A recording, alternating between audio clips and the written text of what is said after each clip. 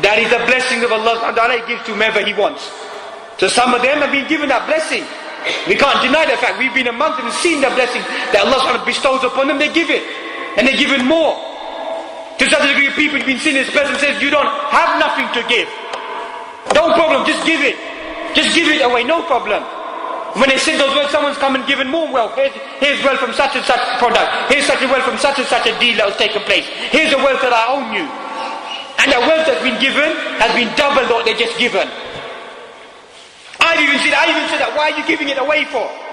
Don't ask. Allah's given and Allah will give more. So that's why Allah will bless them at times. We're the people who become bukhala with our wealth, become stingy with our wealth. Always trying to save for a rainy day. I'm not saying don't save for a rainy day. Save for a rainy day. But we're saving for a stormy day.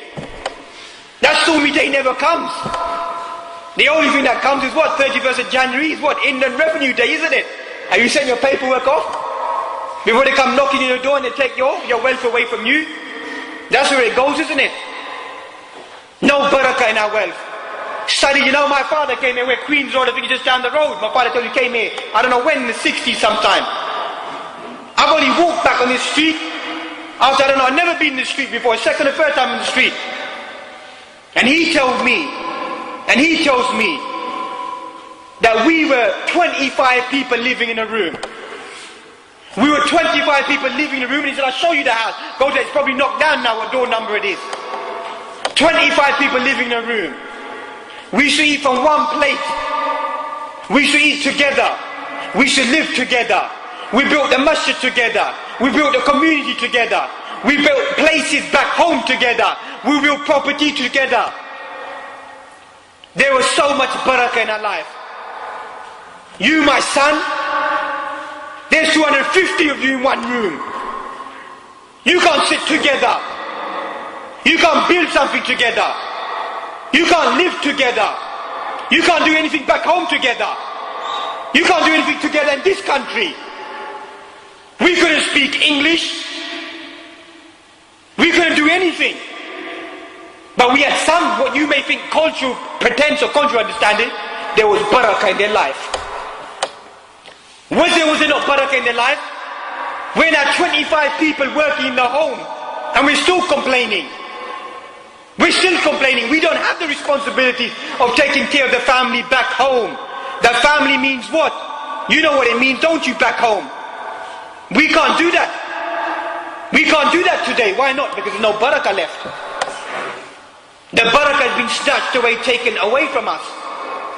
So how do you once again enter into the world of barakah? How do you enter that world of gaining the blessings? We eat today, we eat to our full, we go home and we're still what? We're still hungry. Isn't it? We're still hungry, there's no barakah. Our life, there's no barakah in what we do in our life, nothing. In our time, nothing. Ulama, you read through their life. You calculate the work, read through the works of Imam Qurtubi's tafsir. We could spend all our life reading through his tafsir. We could still not be able to complete it, and even if we did complete it, I'm sure that 9 people out of 10, or 10 out of 10 will not be able to understand his tafsir.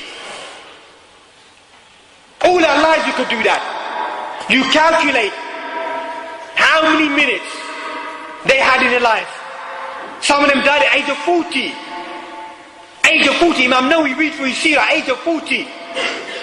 His majmu', his fiqh, that was completed by Imam Subki at a later stage, the fiqh of Shafi'i that you find, that was completed, some 30 odd volumes, if I'm not mistaken. But the Sharh of Sahih Muslim, 19 volumes. Died about after the age of approximately 40. Calculate their time. They didn't have electricity, they didn't have AC, they didn't have PAs around them, or fancy libraries. They must have handwritten at least 40 to 50 pages a day. Handwritten. Not go try typing up a letter, isn't it? Type a letter, you say, oh, my fingers are hurting. 40 to 50 pages handwritten on a daily basis. They stopped and they prayed. They stopped and they fasted. They stopped and they performed Hajj. They stopped and they done Umrah. They done all the things that we're doing. But now we're the modern man. We're the iPad, aren't we? Quran is iPad, isn't it? Now that's what the Quran is, isn't it? iPad, isn't it? Everything iPad. Digital world. Makfatwa that we find. Pick up a book and read a book. No, just go to the internet, that's it. Do Google search. Halal, haram, that's enough for me. That's what Allah is. Become fast world, that's it. Everything, fast world. You know, when you want to go and learn, if you go for your living, you go and earn your living, don't you? You get up early in the morning, earn your living. But when it comes to Islam, no time for that. Little hadith come on the computer, that's fine, that's enough for me. That gets me by, that's my contribution. That's me Muslim. One hadith of a day. That's my ritual practice. That's my barakah, Shaykh. Isn't it? My 786. Written on my business. Isn't it? That's my 786. ਤੁਸੀਂ ਕਿਹੜੀਆਂ ਗੱਲਾਂ ਕਰਦੇ ਹੋ, isn't it? 786 ਨਜ਼ਰ ਨਹੀਂ ਆਉਂਦੀ ਤੁਹਾਨੂੰ? Isn't it? 786, that's my barakat. And look at the protection. Rip them up is what I say. Rip them up, brothers. Rip them up. Nothing but kufr. Digits. The Quran isn't digits. Who says the Quran is digits? Is the Quran squiggly lines? Is the Quran squiggly lines? Tell me that. Am I blaspheming against the Quran? Or these people blaspheming against the Quran? Who's blaspheming against the Quran? Writing a little squiggly line. Put it on the wall. Walking the shop. That protects me, my business. Damn hell, it protects your business. Boys wearing taweez, keeps me away from haram. You're clubbing all night. Fornicate like an animal. Are you saying to me, my mom put down my arm? Protect me from evil? Mom put down my arm, stop me from being haram? You're blaspheming against Allah subhanahu wa ta'ala. You're blaspheming. No, I'm blaspheming. I'm not the mad Wahhabi. You're the mad individual. Shredding in your arms. Fornicate like an animal. Drinking alcohol all night. And come and say to me, I wear a taweez. It protects me. I don't do no haram in my life. Who do you think I'm what type of cleric I am? Rip up the taweez. Rip it open. And I guarantee to you, it will not be the words of Allah subhanahu wa ta'ala. I guarantee you, rip it open from your arm. Rip it open and read it. You can't read one clear word. One clear word from the book of Allah subhanahu wa ta'ala. And you want to be listening to these people? This is protection for you. Tie a thread on your car. Tie a black thread underneath your exhaust. Like a Hindu, like a Sikh. That's what they do for barakah. Tie a thread on the bottom of their car. That's what you do now today? And you think that's your Muslim life? Ayatul Kursi hanging in my car window. Ayatul Kursi, where does it say in the hadith? Ayatul Kursi hang it on the window. Ayatul Kursi, read it and it will protect you from the shaitan. Read it when you go to sleep, not hang it on your window. That's what we become good for, isn't it? When you become good for that, that's the reality. That is the reality. That's what we become. People live our life on threads, on strings. And as we began with suspicions, black cat came in my way. Bad luck for me today. A black bull could come in your way. What would happen then? Black cat came our way. Sheikh, what should I do? What type of life is this? What type of creed is this? What type of devotion is this? This is the same thing that Prophet also came to break apart, rip it apart. Ripped it apart, and we're going back to a life of Jahiliyyah. Going back to a life of Jahiliyyah. Like I said, I've lived in these countries. I'm not one of those people say, he doesn't know what he's talking about. Every other mile, you have to throw a dime. You have to flick a rupee. To who? So and so. To get to the other destination. This is what we've become. This is our creed.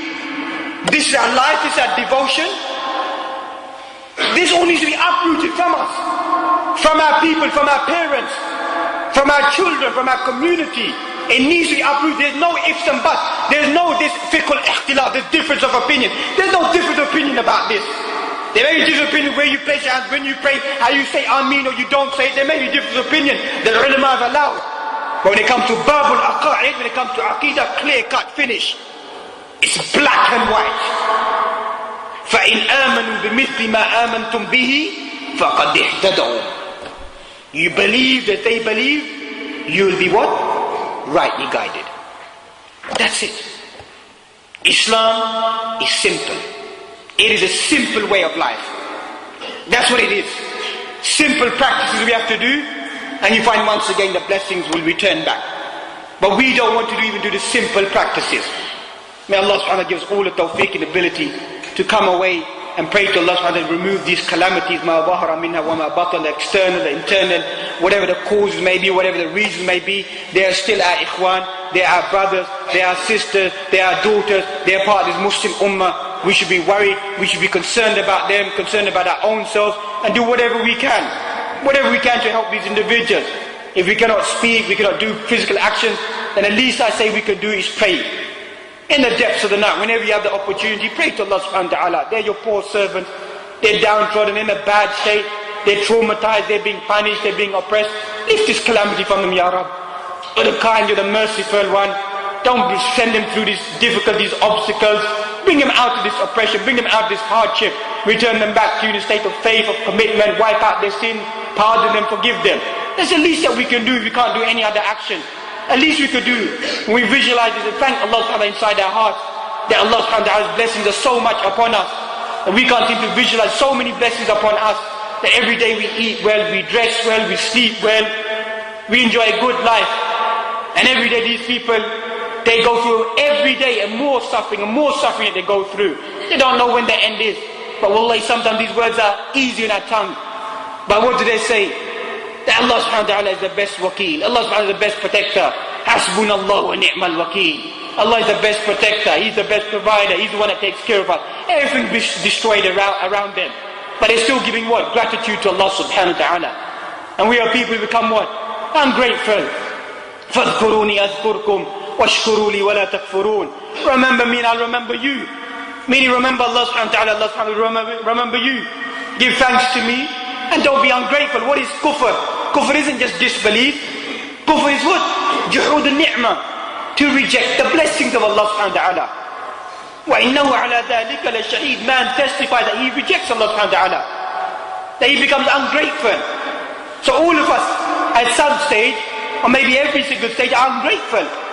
So the key element is return back to gratitude to Allah subhanahu wa ta'ala. May Allah subhanahu wa ta'ala place these words inside a mizan of hasanat, and likewise every single brother who listens to these words to become a better individual. Anything good I've said has been nothing but the blessings of Allah subhanahu wa ta'ala. Anything incorrect has been from my own interpretation, my own misunderstanding and the wisdom of shaitan. وأقول قولي هذا واستغفر الله لي ولكم ولجميع المسلمين فاستغفروا إنه الغفور الرحيم. سبحانك وبحمدك أشهد أن لا إله إلا أنت أستغفرك وأتوب إليك.